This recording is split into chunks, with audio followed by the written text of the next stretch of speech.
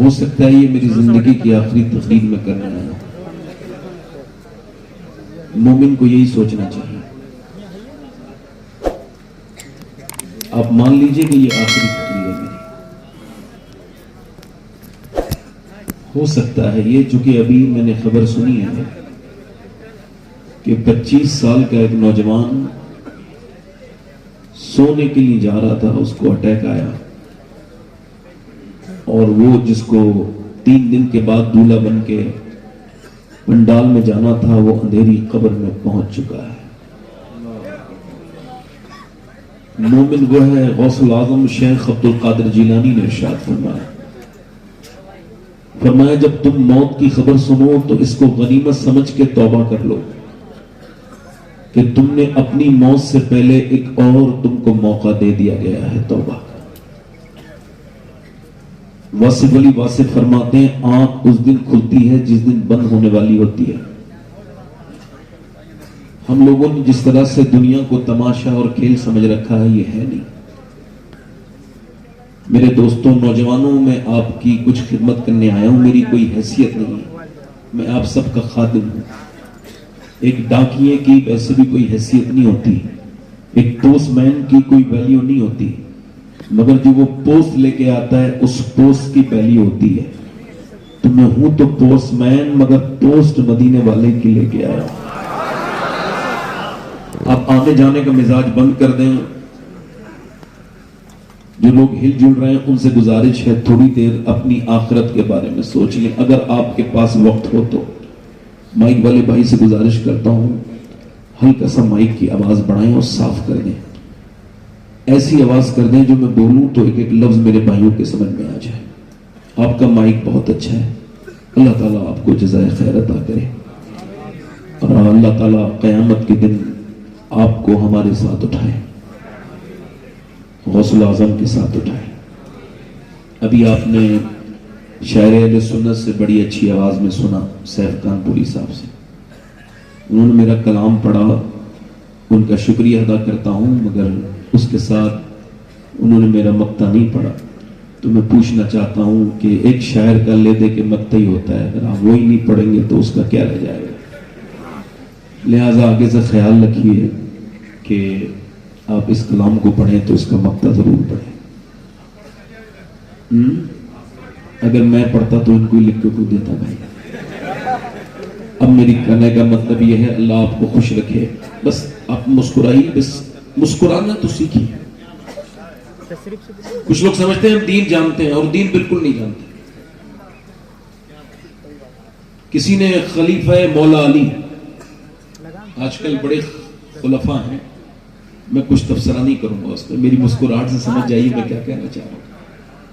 مگر جو مولا علی کا خلیفہ ہے، جسے خلافت علی نے دی ہے، امام حسن بصری، پوچھا بتائیے حضور کوئی 2 لفظوں میں دین کی تعریف، دین بیان کر سکتے ہیں؟ فرمایا بالکل کر سکتا ہوں.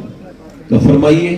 فرمانے لگے اللہ کے سامنے رونے کا نام دین ہے، لوگوں کے سامنے مسکرانے کا نام دین ہے. مسکرانا، وہ اگر آپ کی قسمت ٹھیک نہیں ہے نا تو تعویذ والوں کے پاس نہ جائیے، آپ سنت رسول کے قریب آئیے، آپ مسکرانا شروع کر دیجئے. انشاءاللہ 1 مہینے کے اندر آپ کی قسمت بدلنا شروع ہو جائے گی. سبحان اللہ. لوگ کہتے ہیں ہم بڑے دیندار ہیں اور مسکراتے نہیں. مسکرانے سے ماحول اچھا ہوتا ہے. آپ دیکھیے مسکرانے والے سے لوگ ملنا چاہتے ہیں، اور جو مسکراتا نہیں اس سے مجبوری میں ملنا چاہتے ہیں، ہے نا. اور دیکھیں آپ، آکسفورڈ نے اس پر ریسرچ کیا. آج کل وہی موبائل زیادہ بک رہے ہیں جن میں زیادہ اچھے فلٹر ہیں، جو موٹی ناک کو پتلا کر دے اور جو چھوٹی آنکھوں کو بڑا کر دے. یہ ہنسنے کی بات نہیں، سوچنے کی بات ہے. کبھی اپنی آنکھ سے زندگی پہ نظر نہ کی، وہی زاویے جو کہ عام تھے مجھے کھا گئے. میں امیر تھا، پلا ہوا تھا سکوت میں، یہ جو لوگ محو کلام ہیں مجھے کھا گئے. وہ جو کھلی کھلی تھی عداوتیں مجھے راز تھی، یہ جو زہر کند سلام ہیں مجھے کھا گئے. وہ موبائل زیادہ چلن میں ہیں، ان کی زیادہ بکری ہے. عورتیں کاسمیٹک پہ خربوں روپیہ خرچ کرتی ہیں 1 سال میں، مگر آکسفورڈ کہتا ہے کوئی بھی فیس واش، کوئی بھی کریم کاسمیٹک انسان کے چہرے کو خوبصورت نہیں بناتے, اس پر کوئی ایفیکٹ نہیں ڈالتے. کہا پھر کہ لگے انسان کے چہرے میں 126 مسلز ہیں, یہ تبھی ایکٹیو ہوتے ہیں جب بندہ مسکراتا ہے, اور یہ میرے حضور کی عادت ہے. اعلیٰ حضرت فرماتے ہیں جس کی تسکی سے روتے ہوئے ہنس پڑے اس تبسم کی عادت پہ لاؤ. اب بیٹھے آرام سے. میں آپ سے عرض کر رہا تھا سارے علماء ہیں, میں نے کہا میں تو آپ کا خادم ہوں, یہ علماء تو میرے سر کا تاج ہے. یہ تو حضور کے وہ عظیم لوگ ہیں سرکار کے امت کے, جو آج کے دور میں بھی دین مصطفیٰ کی بات ڈور تھامے ہوئے ہیں. اللہ ان کے بازوؤں کو مضبوط کرے. میں اپنی بات شروع کر رہا ہوں. تو میں نے کہا تھا ہو سکتا ہے یہ زندگی کی میری آخری تقریر ہو. اگر یوں ہو سکتا ہے تو یوں بھی ہو سکتا ہے اس محفل میں کوئی بندہ ایسا بیٹھا ہے میرا بھائی جو آج کے بعد پھر نصیحت نہ سن پائے, پھر وہ قبر نہیں چلا جائے, اس کو موت ہی آ جائے. لوگ جب بیماری ہوتی ہے تو سوچتے ہیں میں نے بتیرا پیسہ چھوڑا ہے, میرے بچے زندگی گزار لیں گے. اپنے بچوں کی زندگی کے بارے میں سوچتا ہے, وہ اپنی قبر کے بارے میں نہیں سوچتا کہ اس اندھیری قبر میں حضور کی محبت کا اجالا ہے کہ نہیں, سرکار سے محبت ہے کہ نہیں. آپ اندازہ کریں کہ اللہ کے رسول صلی اللہ علیہ وسلم نے ایک جگہ وضو کرنا چاہا ہے, آپ نے فراغت حاصل کی ہے. حضرت عباس فرماتے ہیں حضور کے چچا کہ 12-13 قدم دور پانی ہے. حضور نے اس پانی پہنچنے سے پہلے تیمم کیا ہے. میں نے حیرت سے عرض کی یا رسول اللہ 12-13 قدم دور پانی ہے, پھر بھی آپ نے تیمم کیوں فرمایا ہے؟ اچانک کی موتیں, اچانک کی موت, اس کی موت, اس کی خبر, فلاں مر گیا, پھر بھی تمہارا اگر ذہن نہیں کھل رہا ہے تو اس حدیث کو سنو. نبی پاک جن کو یہ بھی خبر ہے میں کب مروں گا اور آپ کی کب موت آئے گی, فرما رہے ہیں عرض کی یا رسول اللہ یہ حکمت سمجھ نہیں آئی, پانی سامنے موجود ہے, آپ نے تیمم کیوں فرمایا؟ تو حضور کی آنکھوں میں آنسو آئے. فرمایا چچا اس پانی تک پہنچنے کی امید نہیں, اور میں اپنے رب کی بارگاہ میں بے وضو حاضر نہیں ہونا چاہتا, اس وجہ سے میں نے 12 قدم کے سفر کے لیے میں نے اپنا تیمم کیا ہے. اس کا مطلب صاف ہے کہ آپ میں سے کوئی مومن یہ سوچتا ہے کبھی کہ اسی حالت میں اگر وہ مر گیا, مولا علی کہتے ہیں تو اپنے آپ کو اگر بدلنا چاہتا ہے تو سوچ جو تو جس حال میں ہے اس حال میں مرنا پسند کرے گا.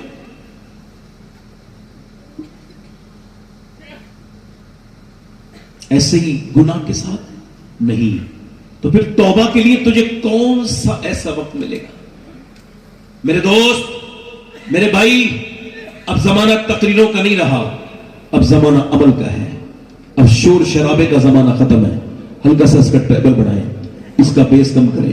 اب زمانہ ہے کہ آپ بدلیں, اپنے بچوں کو بدلیں, اپنی مستقبل سازی کریں, اپنے بارے میں غور کریں. اب دیکھیں آپ لاہور میں 5 بچے اچھے نمبروں سے پاس ہوئے ہیں, اور وہ 5 غریبوں کے بچے ہیں. اکثر غریبوں کے بچوں کے نمبر اچھے آتے ہیں, آتے نہیں آتے ہیں, مگر افسوس یہ کہ تعلیم کے لیے پیسہ نہیں ہوتا. مینجمنٹ نے یہ فیصلہ کیا یہ بچے مستقبل میں جو بھی بننا چاہتے ہیں ہم ان کو پڑھائیں گے. بچے اپنا فیوچر پلان بتائیں, اپنے خواب بتائیں, اپنے ڈریمز ہم سے شیئر کریں, بتائیں کیا بننا چاہتے ہیں. تو ایک بچے نے کہا میں ڈاکٹر بننا چاہتا ہوں, ایک نے کہا انجینئر بننا چاہتا ہوں, ایک بچے نے کہا میں فلسفی بننا چاہتا ہوں, ایک نے کہا میں فوج میں جانا چاہتا ہوں. ایک بچہ جو سب سے زیادہ ذہین بھی تھا, سب سے زیادہ خوبصورت بھی تھا, وہ نہیں بولا بیٹے تم بتاؤ نا, رونے لگا. ماسٹر نے کہا بیٹے تم غریب ہو, مجھے خبر ہے تمہارا باپ بہت غریب ہے, مگر دل تھوڑا نہ کرو, میں تم کو پڑھاؤں گا, بولو کیا بننا چاہتے ہو. بچہ رونے لگا, بیٹے ڈرو مت, میں پڑھاؤں گا. سر پہ ہاتھ رکھا, بولو بے جھجک بتاؤ کیا بننا چاہتے ہو. کہنے لگا صحابی رسول بننا چاہتا ہوں. ماسٹر نے کہا تجھے پتا نہیں صحابی وہ ہوتا ہے حضور کے زمانے میں پیدا ہو کے ایمان لائے, ایمان پہ اس کا وصال ہو جائے. کہ یہ تو نہیں پتا ہے. 7 سال کا بچہ بولا مگر میری ماں رات کو اور عورتیں اپنے بچوں کو گانے سنا کے سناتی ہیں, پنجابی لوریاں سناتی ہیں, مگر میری ماں کبھی ابو بکر کی باتیں بتاتی ہے, کبھی عمر کی باتیں بتاتی ہے, کبھی عثمان ذو النورین کی باتیں بتاتی ہے, کبھی وہ قربانی بتاتی ہے ابو بکر صدیق کی کہ کیسے حضور کو اپنے کاندھوں پر لے کے 5,500 فٹ پہ چڑھے تھے. کیسے ابو بکر نے سارا کچھ دیا تھا. وہ میری ماں بتاتی ہے کہ بلال کے سینے پہ جب پتھر رکھے جاتے تھے اور بلال جب دھوپ میں اس کے پھپھوکے پھوٹتے تھے, اس کے اندر جب گرم ریت جاتی تھی تو بلال کی آنکھوں سے آنسو نکلتے تھے, مگر زبان سے کہتا تھا هو اللہ احد, هو اللہ احد. میری ماں کہتی ہے کہ صحابی وہ ہوتا ہے جس سے حضور بہت پیار کریں, بہت پیار کرتے ہیں صحابی سے. ماسٹر صاحب مجھے ایسے ہی بنا دو جس سے میرے مدینے والے سرکار پیار کرنے لگے. میرے آقا میرے سرکار بچے کی آنکھوں میں آنسو دیکھ کے ماسٹر نے سر پہ ہاتھ رکھا, بولا بیٹے صحابی نہیں بنو گے مگر بہت بڑے آدمی بنو گے اپنی ماں کی برکت سے. اور بچہ جب بڑا ہوا اس کا نام ڈاکٹر محمد اقبال تھا. اسی نے کہا تھا کہ محمد سے وفا تو نے تو ہم تیرے ہیں, یہ جہاں چیز ہے کیا لوہ قلم.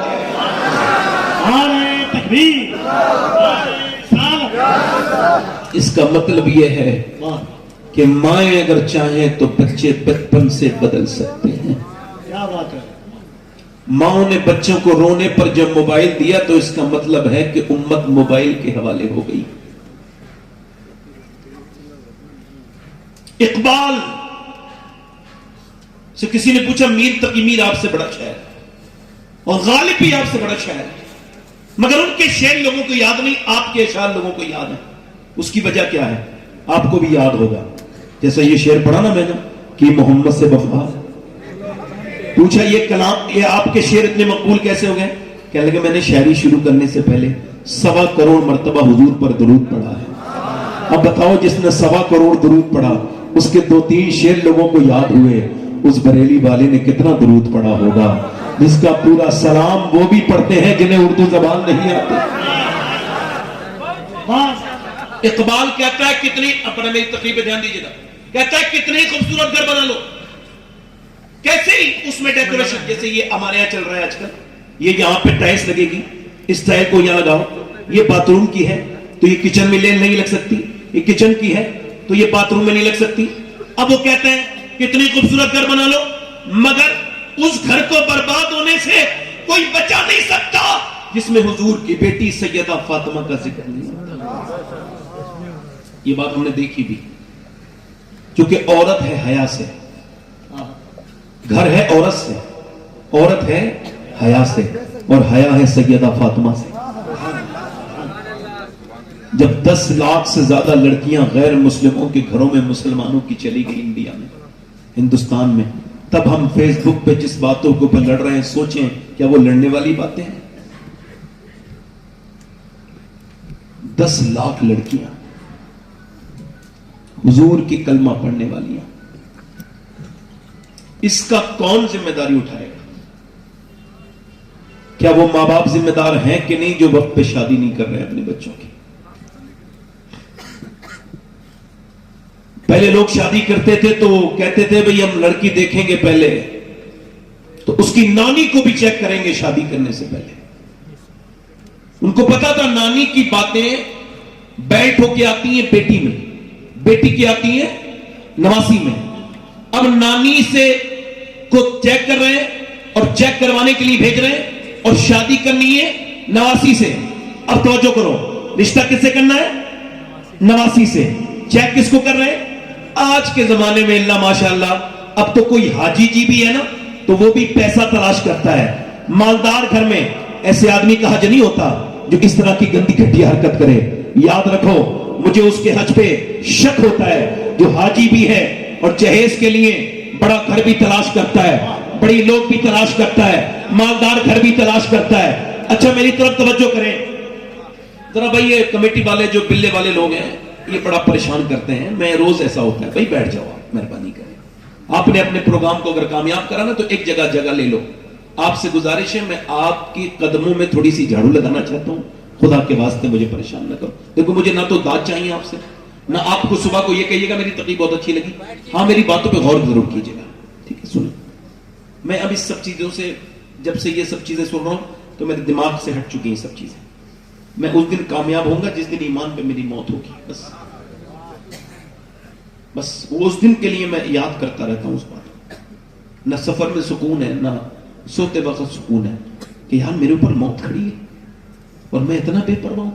सोचिए जरा, वो हाजी मुझे हाजी नहीं लगता जो अमीर की लड़की तलाश करे। आज के जमाने में जब अगर कोई लड़का ये ऐलान करे, मेरे भाइयों आपने अपनी बेटी की शादी की बड़ी धूमधाम के साथ, तो लोगों ने आपकी बेटी की शादी देखी, खूब इंतजामात देखे, हॉल की सजावट देखी, खूब पैसे खर्च करते देखे, मगर मेरे दोस्तों वो जहेज भी देखा, मगर एक गरीब लड़की भी आई थी, वो रात को गई और रात के मुसल्ला बिछाया और रोने लगी, मालिक मेरा बाप तो बड़ा गरीब है, ना तो इतने पैसे आ पाएंगे, ना मेरी कभी शादी हो पाएगी, बाप घूम रहा है, कोई मुझे ताबीज दे दो, मेरी बेटी का रिश्ता नहीं आता। और उधर अमीर की लड़की के रिश्ते खूब आ रहे हैं, अमीर की लड़की बिगड़ी भी है, बेगैरत है, बेशर्म है, मगर माल ने सारे ऐब छुपा दिए, मगर गरीब की लड़की का रिश्ता नहीं आ रहा है। वो कह रहा है कोई ताबीज दे दो सैयद साहब, हजरत मौलाना साहब, कोई ताबीज दे दो, मेरे घर में रिश्ते नहीं आते। अब उसको कोई कैसे बताए, मेरे भाई आजकल शरीफ लोगों के रिश्ते नहीं आते, आजकल तेरे घर जो रिश्ते नहीं आ रहे ना, ये कोई जादू वादू नहीं है, तू गरीब है इस वजह से रिश्ता नहीं आ रहा है, तेरे घर में पैसा नहीं है। अब तुझे अगर ये बता दिया जाए तो तेरा दिल और टूट जाएगा। अगर आज के जमाने में भी कोई लड़का ऐसा है जो इस महफिल में ऐलान करे जिसकी शादी नहीं हुई है, मैं शादी करूंगा तो अपने बाप से कहूंगा मुझे बगैर शादी चाहिए, बगैर जहेज की, मुझे सिर्फ नेक लड़की चाहिए, क्योंकि नबी का फरमान है। बाप पूछे क्यों? का इस वजह से अगर कोई ऐसा लड़का हो तो मैं सैयद हूं, मगर फिर भी उस महफिल में, इस महफिल में सब लोगों के सामने उसका हाथ चूमने के लिए तैयार हूं जो ये ऐलान करे कि मैं जब शादी करूंगा तो बगैर जहेज के करूंगा। जब बाप पूछे क्यों? क्या इस वजह से मुझे अपने इमाम का ये शेर समझ आ गया है, कौन देता है देने को वो चाहिए, देने वाला है सच्चा हमारा नबी।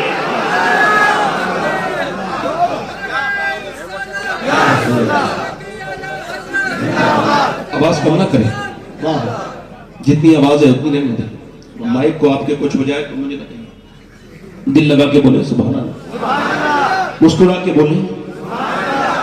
अब पहले क्या देखते थे, लड़की ठीक, नस्ल सेव करनी है ना, एक औरत अगर आ जाए तो खानदान की इज्जत खत्म कर देती है, खराब, बोलो बात सही गलत है। एक लड़की बिगड़ी आ जाए पूरा खानदान बिगाड़ देती है ना। इसका मतलब ये है नानी को चेक करते थे हमारे बुजुर्ग, मगर हम नहीं करते, वो अक्लमंद थे, नानी चेक करनी चाहिए।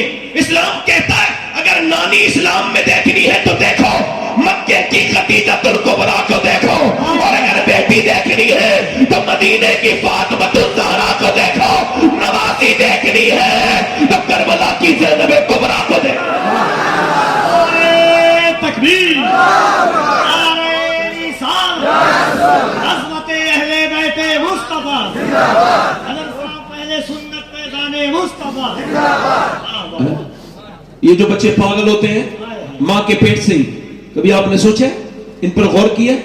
80% बच्चे, ऑक्सफोर्ड कहता है ये वो बच्चे हैं माँ के पेट में थे, बाप ने इनकी माँ पे जुल्म किया, यानी बाप ने माँ को मारा, और दिमाग पे असर किसके हुआ? बच्चे के। डिप्रेशन माँ को रहा, दिमाग पे असर किसके हुआ? बच्चे के। अगर तवज्जो करें, आज के जमाने में साइंस ये कह रहा है कि जब बच्चा पेट में आ जाए उसके बाद से माँ के खाने पीने, सेहत, बोलने, सबका असर पेट के बच्चे पे होता है। अब मैं आप सबसे पूछना चाहता हूं कि जब डॉक्टर के यहाँ जाती है औरत तो वो उसको प्रेगनेंसी में हिदायत करता है कि टेंशन मत लेना, फ्री टेंशन होके रहना। अगर तुम्हें अपने बच्चे को ताकतवर बनाना है, समझना जरा, अगर अपने बच्चे को ताकतवर बनाना है तो ऐसा करना कि तुम अपनी प्रेगनेंसी में ज्यादा जब बादाम खाना, बादाम में आयरन होता है, आयरन मजबूत बनाता है, तुम्हारे खून में जाके बच्चे के खून में मिलेगा। और अगर तुम चाहती हो बच्चा और ताकत बने, सेब खाना, सेब में आयरन होता है, विटामिन सी के लिए संतरा और नींबू पीना, और विटामिन डी के लिए धूप में बैठना और ज्यादा अमरूद खाना। अब मुझे दिल पे हाथ रख के बताओ, अल्लाह का बनाया हुआ सेब, संतरा, अनार, अमरूद अगर माँ खाए तो बच्चे पे असर हो जाए, तो क्या माँ अल्लाह का कुरान पढ़ेगी तो बच्चे पे असर नहीं होगा?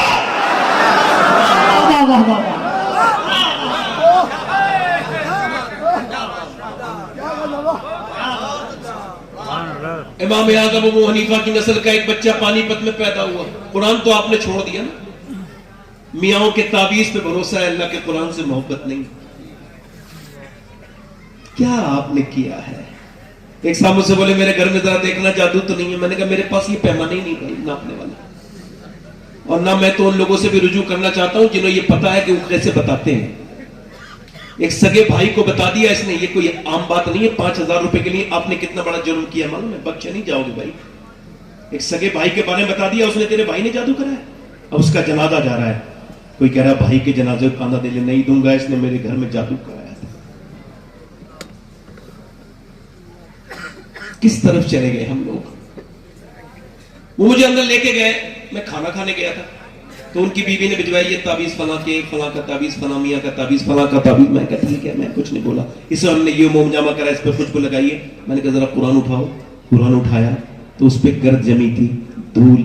میں نے اس کے سینے سے لگایا اور پھر اس کو صاف کیا اور پھر اس کو قرآن کو پڑھا, تو میرے چند آنسو ٹپک گئے. کہنے لگے کیوں روتے ہیں؟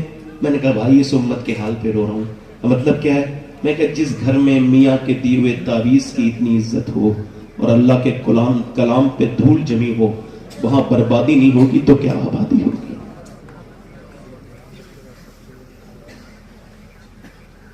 گھروں سے قرآن نکل گیا. جو بچے عورتیں جو بچوں کو موبائل دے رہی نا کھیلنے کے لیے, امت فری فائر میں لگ گئی. آپ دیکھو میرے نوجوانوں کو لت لگ گئی, جیسے نشیڑی ہوتے ہیں نا, نشے کی طرح عادت موبائل کی لگ گئی. یہ جو کھڑے ہو کے پیشاب کرتے ہیں, ان کی ماؤں سے پوچھو جب یہ پیٹ میں تھے تو ان کی ماؤں نے فلمیں دیکھی تھی, گانے دیکھے تھے کہ نہیں دیکھے تھے؟ پوچھو جا کے, غور کرو, میری طرف توجہ کرو. یہ جو لڑکے اگر یہی حال رہا نا میرے بھائیوں, تو اگلے 10 سال میں ہر گھر میں ایک پاگل ہوگا جسے موبائل نے پاگل کر دیا ہوگا. یہ کیسا موبائل ہے کہ تم نہ آپس میں بات کرو نہ دوستوں سے بات کرو, موبائل میں مل کے بھی موبائل میں لگے رہتے ہو. صرف فیس بک, انسٹاگرام, اتنی خراب چیزیں ہیں, یہ بہت خراب ہے. تمہاری وقت بھی خراب کر رہے ہیں, تمہارے ایمان پہ بھی حملہ کر رہے ہیں. اور لوگوں, پانی پت میں ایک بچہ امام اعظم ابو حنیفہ کی نسل کا پیدا ہوا, رونے لگا. پیدا ہوتے ہی 1 مہینے لگاتار رویا, علاج سے ٹھیک نہیں ہوا, حکیموں کو دکھایا. 1 مہینے کے بعد بابا حضرت فخر الدین بہاؤالدین زکریا ملتانی کے داماد گزر کے نکلے, ادھر سے نکل کے گزر کے جا رہے تھے. مریدوں سے کہا یہ بچہ رو نہیں رہا ہے, اللہ کا ذکر کر رہا ہے. لوگوں نے کہا حضور کیسے؟ کہا دکھاتا ہوں. پہنچے, کوئی ہے؟ گھر میں سے باپ آیا, جی یہ آپ کا بچہ رو رہا ہے. کہا مبارک ہو, یہ بچہ اللہ کا ولی ہے. کہا آپ کا دماغ ٹھیک ہے؟ نہ خود سویا نہ سونے دیا اور آپ اس کو ولی کہہ رہے ہیں. کہنے لگے میری گود میں لائیں. اسے کچھ نہ کہیں, گود میں لا کے دیا.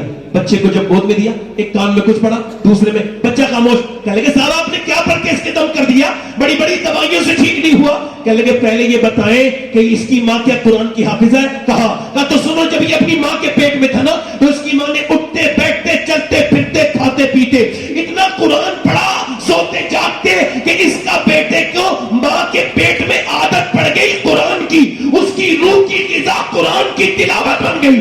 جب بچہ پیدا ہوا, ماں جچگی میں چلی گئی, قرآن اس نے پڑھا نہیں, تم اس کو دوائیاں کھلا رہے تھے, اس کو بھوک تھی قرآن سننے کی. میں نے ایک کان میں ایک آیت سنائی, دوسری میں دوسری آیت پڑھی, بچہ خاموش ہو گیا. اس بچے کا نام شرف الدین بو علی شاہ قلندر پانی پتی ہے.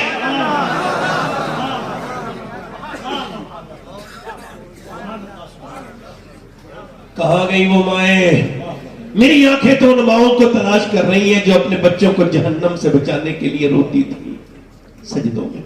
مولا اولاد دی ہے تو پھر جہنم سے بھی بچا لے. اب تو سارے پیروں نے ہمارا ٹھیکہ لے لیا ہے جنت کا, تو کیا ضرورت ہے ہم کو. جنہوں نے لاک ڈاؤن میں پیسے نہیں بانٹے, جنہوں نے راشن نہیں بانٹا, وہ جنت دھڑلے سے بانٹ رہے ہیں. ان کو پتا ہے کہ جب تک بے وقوف زندہ ہیں, عقل مندوں کی روٹی روزی میں کوئی کمی آنے والی نہیں.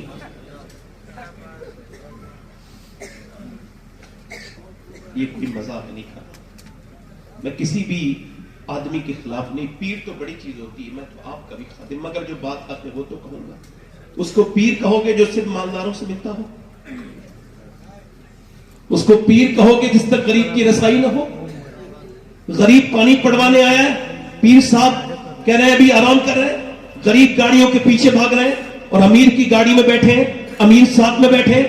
امیر اندر گیا ہے, ناشتہ کر کے باہر گیا ہے, باہر آیا, پانی میں لے کے بیٹھا ہے. غریب رونے لگا, کہا کیوں؟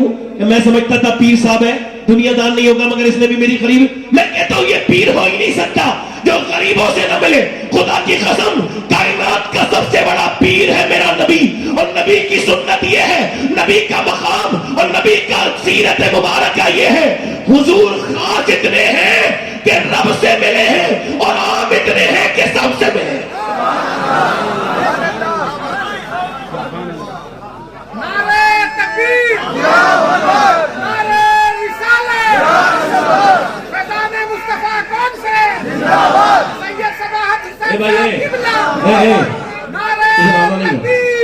آنا نہیں ادھر, یہ بلّہ اللہ لے کے ادھر جاؤ. ادھر دیکھو, میں ادھر نہیں, ادھر دیکھو میرے بھائی, یہ میاں لوگوں سے بچو ایسے یہ خوف نکال دے. خدا کی قسم دنیا کا سب سے بڑا پیر اگر میرے نبی ہے تو دنیا کا سب سے بڑا مرید ابو بکر صدیق, جو راتوں کو اتنا روتے تھے جہنم کے ڈر سے کہ حالانکہ حضور نے فرمایا کسی کو جنتی دیکھنا ہو تو میرے ابو بکر کو دیکھو. فرمایا جنت کا ہر دروازہ یہ چاہتا ہے کہ ابو بکر اس کے اندر سے جائے, مگر ابو بکر صدیق کی عاجزی کا عالم یہ ہے کہ مدینے کی چڑیا کو جب دیکھتے ہیں تو کہتے ہیں کاش ابو بکر نہ ہوتا, مدینے کی چڑیا ہوتا. کہاں گئی وہ مائیں غیر منقسم ہندوستان میں؟ ایک چودھری تھے پازید, ان کی 2 بیویاں تھی, تیسری شادی کر لی, 100 نوکر, 1000 بیگھہ سے زیادہ زمین. تیسری شادی کی تو تیسری بیوی ٹھیک مل گئی. کبھی کبھی بیوی ٹھیک بھی مل جاتی ہے, ان کو تیسری ٹھیک ملی. یہ بات کیوں کہہ رہا ہوں؟ کیونکہ بیوی نمازی تھی, اس کا باپ بھی نمازی, اس کا پورا خاندان نمازی. گھر میں آ کے گھٹن ہونے لگی, نہ شوہر نماز پڑھے, نہ اس کی بیویاں نماز پڑھے, نہ نوکر نماز پڑھے, نہ کوئی اور. وہ نمازی نہیں ہوتا جو گھمنڈ کرے, بلکہ وہ نمازی ہو ہی نہیں سکتا جو گھمنڈ کرے. میاں نمازی تو وہ ہے جو گھمنڈ کو اپنے اندر سے نکال دے. وہ نمازی بالکل ہو ہی نہیں سکتا جس کے اندر گھمنڈ ہے. چونکہ نماز کی شروعات یہ ہوتی ہے کہ بندہ گھمنڈ کو ختم کرے. سجدہ نہیں ہوگا جب تک ناک نہیں لگے گی. اچھا ناک, علماء سے کہو نا میری پیشانی لگ گئی, اب چھوڑو نا, ہو جانے تو میری ناک نہیں ہوگی جب تک ناک نہیں لگے گی. ناک کا کیا مطلب ہے؟ ناک کا مطلب ہے عزت. دیکھتے نہیں آپ لوگ کہتے ہیں فلاں کی ناک کٹ گئی, حالانکہ ناک نہیں کٹی ہوتی ہے, مگر کہتے ہیں ناک کٹ گئی, بڑا بڑی ناک والا ہے. اب جب تک ناک رگڑے گا نہیں نماز ہوگی نہیں. مطلب ظاہر یہ ہے ناک نہ لگے نماز نہ ہو, اور باطن یہ ہے گھمنڈ جب تک رہے گا نماز ہوگی نہیں.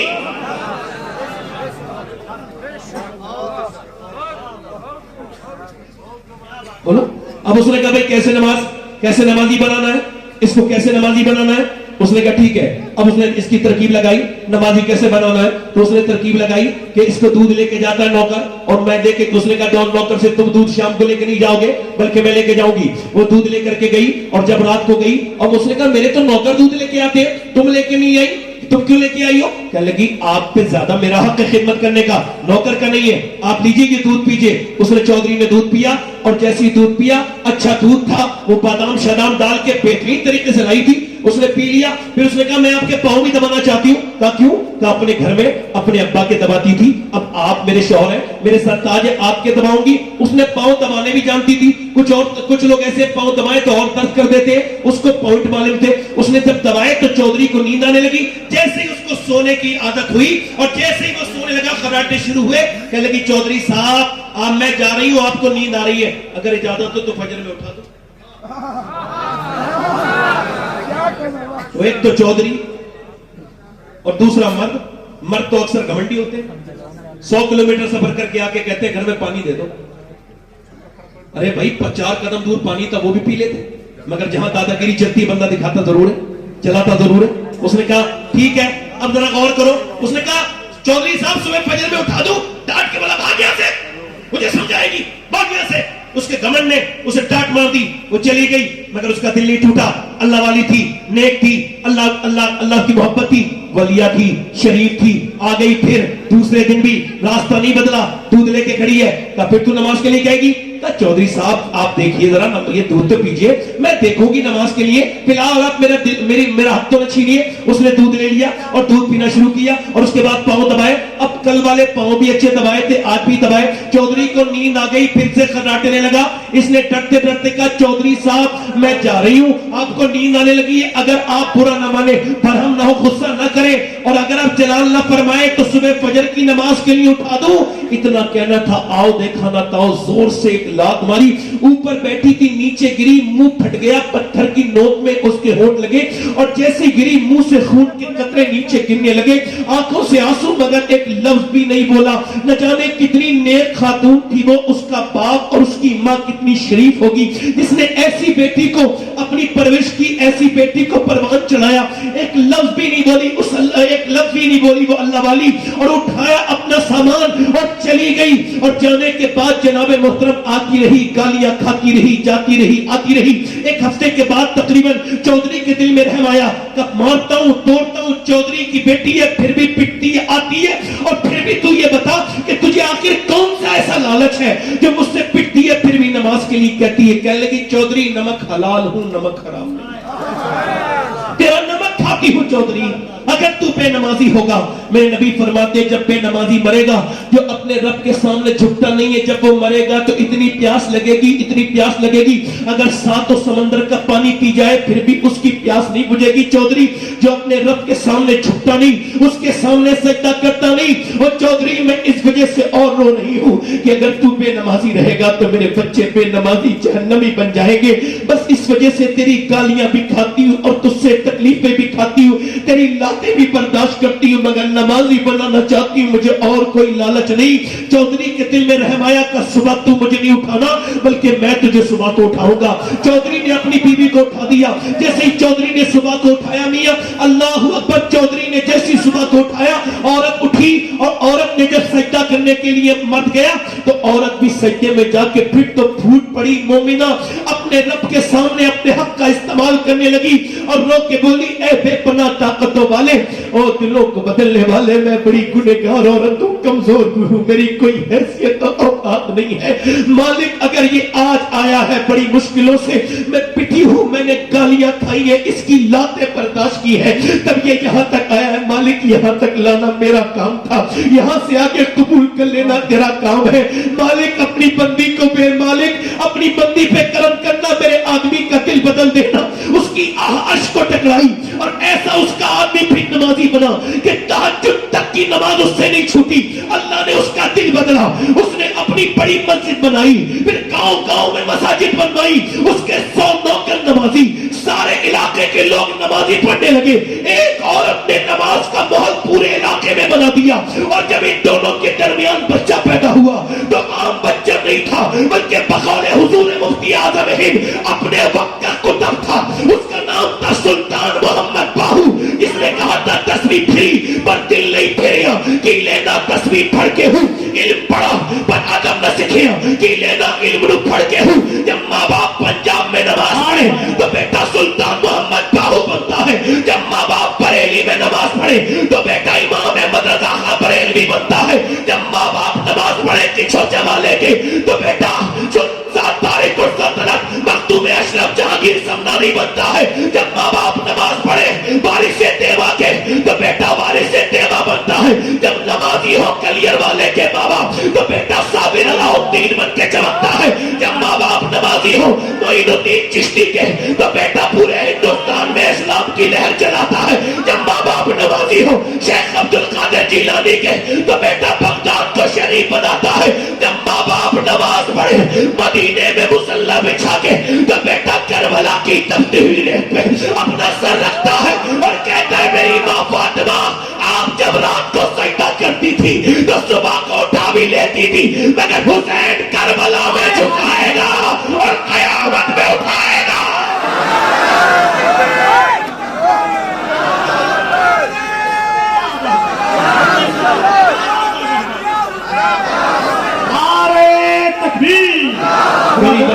उठाए दोनों हाथों को उठाकर नारे तकबीर। ये देखो, ये अगर देख रही हो मुझे तो मैं सैयदों के हाथ जोड़ रहा हूँ, हुजूर की उम्मत की हिफाजत कर लो, छोड़ दो गाने ड्रामे फिल्में।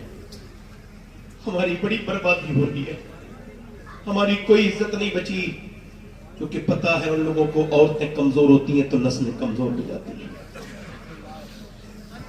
आला हजरत फरमाते हैं अपने बच्चों को आशिक रसूल अगर औरतें बनाना चाहती हैं जब दूध पिलाएं तो नबी पर दरूद भी पढ़े